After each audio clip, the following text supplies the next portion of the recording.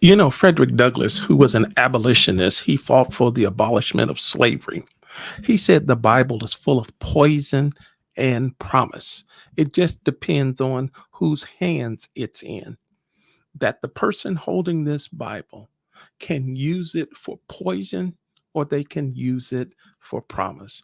And as you look at the history of the followers of Jesus Christ, some call Christians, and let me just say this off the top, I am a committed follower of the teachings of Jesus Christ. I am not a committed follower of everything that we do that says represents Christ as Christians. The poison that we're talking about just over the years that Christians have done in the name of Jesus Christ, genocide that we've done to the Native American, what we call Indians who are Native Americans, slavery for 400 years, Ku Klux Klan, what Hitler did to the Jews during the Holocaust. All of these were done in the name of what we call Christianity. The best that I can tell you about Christianity is what Jesus taught when he says, love one another the way that I have loved you.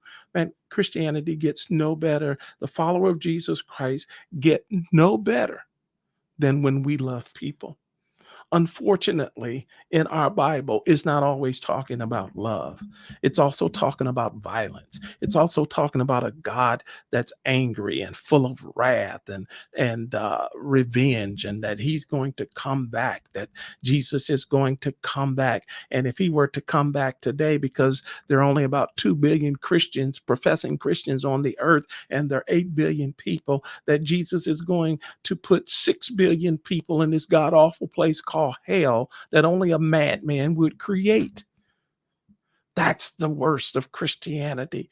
And I believe Jesus wanted to bring out the best in us, but instead we go to the lower parts of ourselves and we allow the worst of us to come out in the name of Christianity. Even if you read the New Testament Bible, um, Elaine Pagels is one of my go-to people. She's a Bible scholar, and some people agree with her, some people disagree with her. But she says the Bible is about large parts of the Bible is just about war. It's about war. It's about conquering people. It's about subduing people. You know, in the Bible, in the Old Testament, the Jews are God's chosen people. But by the time the New Testament writers write about the Jews, they are God's enemies. And as a result of Christians portraying the Jews that do not accept Jesus Christ as their Messiah, they have been discriminated against. They have been killed. They have been dehumanized. The Jews, the ones that won't receive Jesus Christ, the Christians have done that to them. You know, Hitler on his belt, before he threw the Jews, he said the Jews were responsible for killing Jesus. Well, Christians shared that lie with the world. It was the Romans that killed Jesus for insurrection. So again, there is the best of us and there's the worst of us. And I believe that as a Christian, we have to remove the worst parts of Christianity so the best of us can come forth. But as long as we want to be superior to everyone, then we're going to teach in our churches that there's something the Muslims and the Hindus and the Buddhists and the LGBTQ plus and all of these people are somehow less valuable to God than we are. And then we get to treat them and mistreat them and dehumanize them and say all sorts of nasty, ugly things about them in our churches. But again, the best of us is love. And the best of you is love. And once you leave love in the name of Jesus, then you portray not the worst of Jesus, you portray the worst of us and the worst inside of us. And Jesus said he loves the whole world, the whole world. As Christians, we talk about an unconditional love, but yet we tell the world that God love is conditional.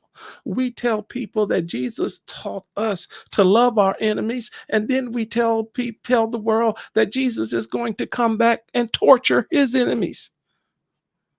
We've got to clean this mess up because again, Jesus said, "Go and represent the things that he taught." And you can tell, like Frederick Douglass says, if you got poison in you, you will grab that Bible and you will pull out the poison because that's the part that you choose to represent you. But if you pull out the promise of love, if that's the part of you that you want to portray, then you go to that Bible and you pull out the promise of love. But let me tell you something as we close out. You want to be loved. You want to be loved. And one of the greatest lessons that Jesus taught in Matthew 7:12 was to treat people the way you want to be treated. We've got to do better.